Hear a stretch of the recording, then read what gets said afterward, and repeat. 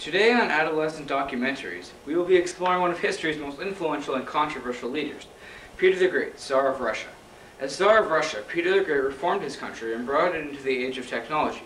He also expanded her territories and stimulated economic growth. But Peter also had a dark side. In this movie, we will try to show you both sides in an objective manner and to let you be the judge. Peter the Great, saint or sinner?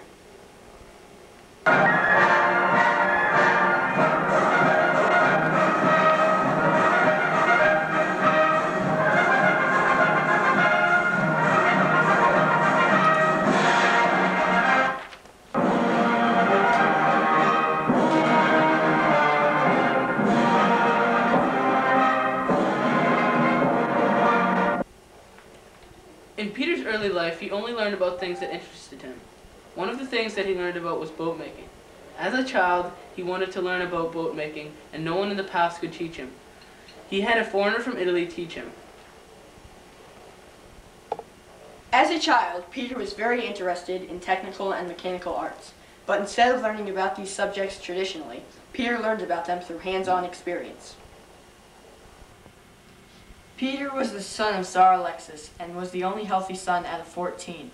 At the age of 10, Peter and his brother Ivan were appointed Khazars with their sister Sophia ruling as regent. In 1689, at the age of 17, Peter was arranged to be wed with Eudoxia Lapugin. This was a political act that signified Peter was ready to become the leader of his country. At this time, Peter also banished his sister, Sophia, shown here, to a convent. To do this, he had to request permission from his brother Ivan, because technically he was still Khazar. He did this in a letter saying,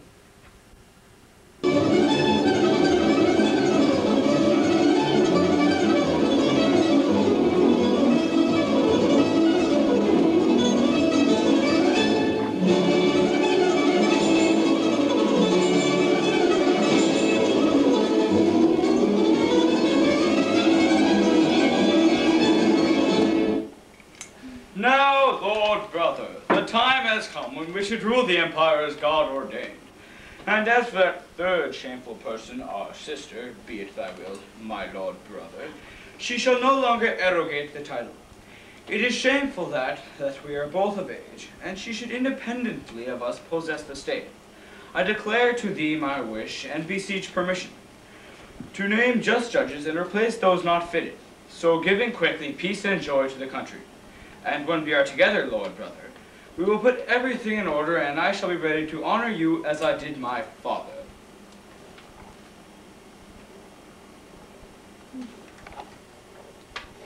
Ivan, pictured here, granted permission.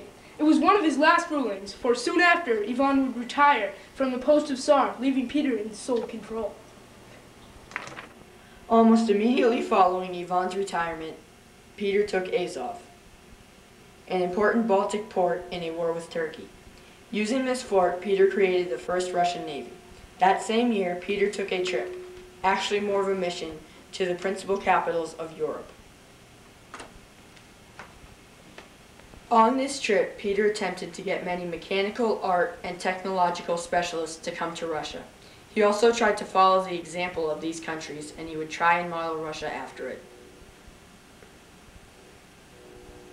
In 1700, Peter entered the Great Northern War. The Great Northern War was fought with Sweden over land near Siberia. Peter's newly established navy would play a large role in Russia winning this war. The war finally ended in 1721. Russia had one large chunk of land. It was on this land that Peter would build his capital, St. Petersburg.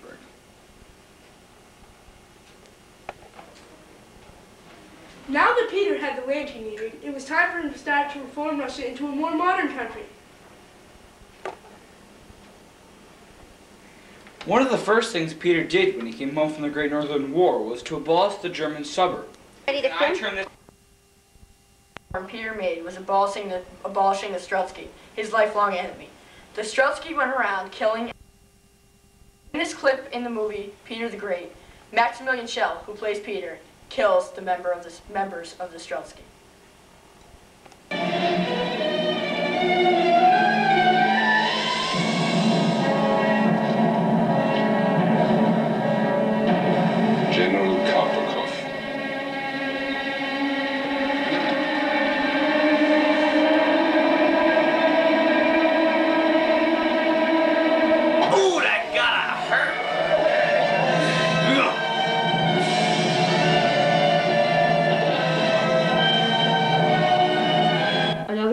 Peter made was he banned men from growing beards.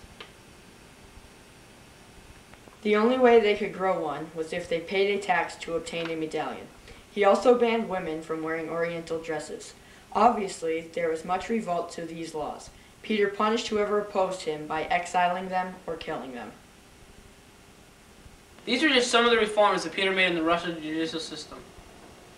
The reforms that Peter made were strict and the punishment was harsh. Some people were tortured with whips and clubs. One of Peter's most influential reforms was creating the Holy Synod. Up until Peter's reign, one man had ruled the Russian Church. This person, many people thought, had more power than the Tsar himself. Peter, for whatever reason, did not want this, so he established a governing body for the church. This obviously did not bide well with many people, but Peter dealt with them by exiling them or killing them. Up until Peter's reign, Russia did not have a governing body because of the Tsar. But when Peter was named emperor in a huge coronation ceremony shown here, he decided that Russia should have a 9-member Senate to take care of Russia when Peter was away. Peter also thought that if Russia was to succeed, they could not have aristocracy ruling the country. For this reason, Peter abolished class distinctions. Another government-related reform was Peter creating provinces, much like our states, and ministries, which were offices that oversaw the provinces.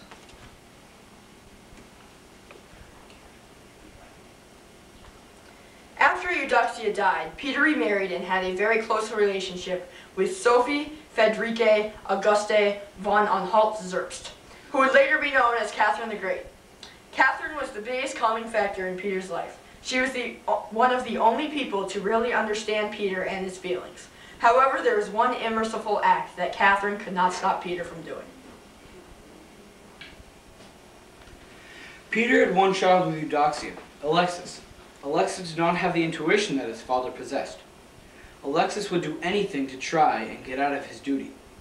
One time Alexis was wanted at a party Peter had thrown, so he shot himself in the hand so he would not have to attend.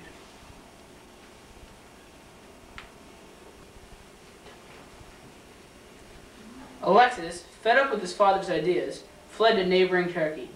Peter, however, dragged him back to Russia. When he was back in Russia, Peter tortured and killed him.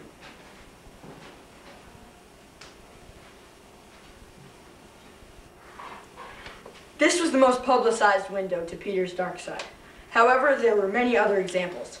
One was that Peter enjoyed drinking a lot of vodka, and he would insist that whoever he was drinking with drank as much as he did. Because Peter was such a large man in stature, he could absorb much more alcohol than most. This resulted in many of his friends dying because of alcohol overdose. As mentioned earlier, Peter also thought that he had the right to do whatever he needed to have people obey his commands. This includes torturing and killing people. Did Peter the Great accomplish his goals? Well, he may not have done everything he wanted, but he sure did get the ball rolling. Catherine the Great, who was Peter's heir, would complete Peter's work as Tsarina of Russia.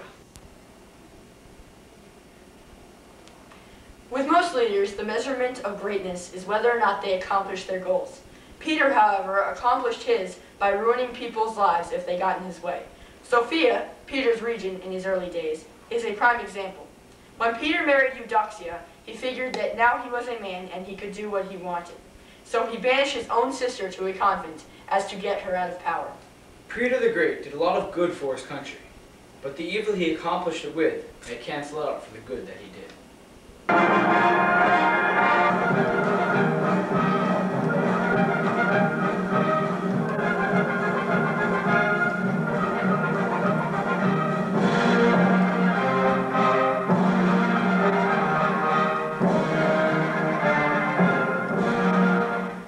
This has been another Grunbaum Rubin video production.